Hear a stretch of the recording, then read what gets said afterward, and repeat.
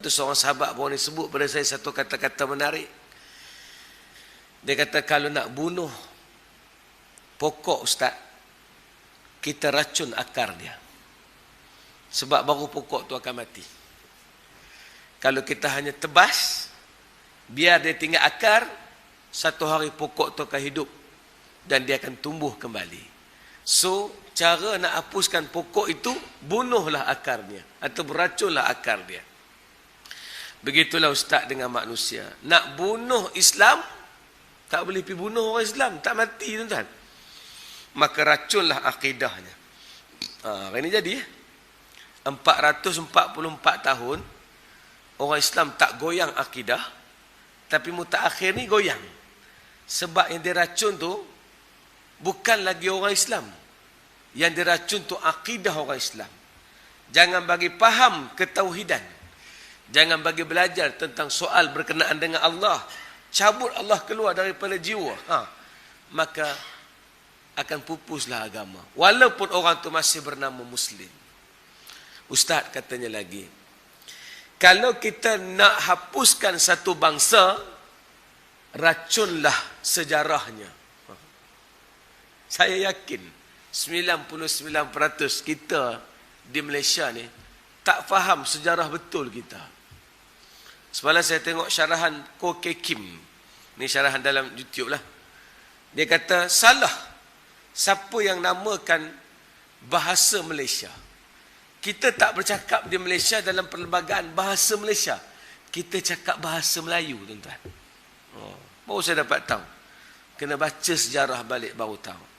Jadi nak bunuh satu-satu bangsa, racunlah sejarahnya. Nak bunuh satu-satu negara, ini lagi dahsyat. Racunlah pemuda-pemudanya. Sebab tu orang muda tak minat sekarang, tuan-tuan. Sebab tu Saidina Umar Al-Khattab, dia berjalan di Buana, tempat tanah air dia. Dia dapat dua peristiwa besar. Peristiwa pertama, tuan-tuan, dia jumpa satu budak gembala kambing. Budak tu hamba ya, mamluk. Saja nak uji budak tu. Dia nak tengok, lepas ni negara ni jadi macam mana. Dia tengok orang muda. Betul hari ni, jangan deny. Jangan ada denial syndrome. Jumpa orang muda, tak mau tanya. Pegang orang muda, tanya. Sebab kita akan tahu negara kita ke depan ni macam mana. Omar pun tanya budak tu. Ni dek, bela kambing ni banyak ni, boleh tak pakcik nak minta seekor? Lapak nak buat makak kambing kan boleh tak? Mai seekor dah, pakcik nak beli. Budak ni kata, pakcik, saya ni gembala ya. Saya ni ada tuan. Tuan saya tak ada sini, dia duduk sebelah tu. Tak boleh sebab tuan tak ada, tuan tak tahu. Omar kata, seekor je pun, bukannya ada orang nampak. Alah, banyak-banyak ni bos tak ada nak tahu, tak ada kira . Bila Omar kata demikian, budak tu kata, ya sayyidi, aina Allah? Pakcik, Allah mana Allah? Allah duduk tak mana Allah? Allah kan ada, walaupun tuan saya tak ada, tapi Allah ada. Allah tengok apa yang sedang berlaku lah ni. Menangis Omar. Sebab dia tahu, boleh letak harapan kepada pemuda ni. Kalau dia tak ada nanti, inilah orang yang akan jaga tanah air ni. Maka Omar menangis. Omar pergi jumpa dengan tuan dia. Omar beli hamba tu dan merdekakan. Nampak Omar? Style Omar, dia jumpa satu benda istimewa, special, dia appreciate benda tu. Satu masa yang lain pula dia berjalan di Buana, tuan-tuan. Tengah-tengah berjalan tu, dia tengok ada dua, satu mak, satu anak perempuan. Mereka ni berniaga susu, jual susu, tuan-tuan. Mak pun kata pada anak perempuan dia, kita punya susu ni tak cukup ni kalau kita jual, untung tak banyak.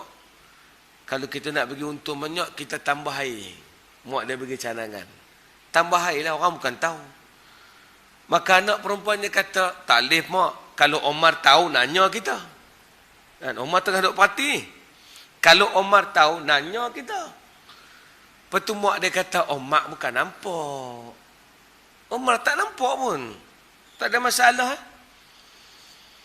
Maka budak tu kata, Mak, walaupun Omar tak nampak, Tuhan Omar nampak.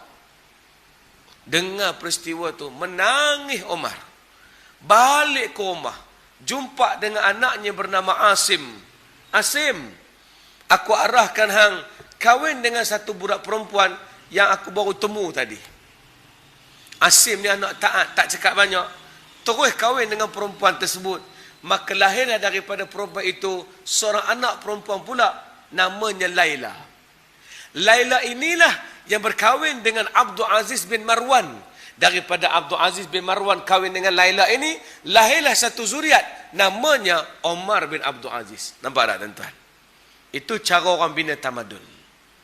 Batu nak bunuh satu-satu negara, racunlah pemuda-pemudanya dan pemudi-pemudinya. Di sinilah cerita besar. Sebab hari ini adegan dia, tuan-tuan, kena ada satu movement untuk bawa naik balik Islam. Tak ada dah adegan mengeluh. Tak adalah Allah apa nak jadilah. Apa nak jadilah. Apa nak jadi? Kerana kita tak belajar teras kita dan kita tak belajar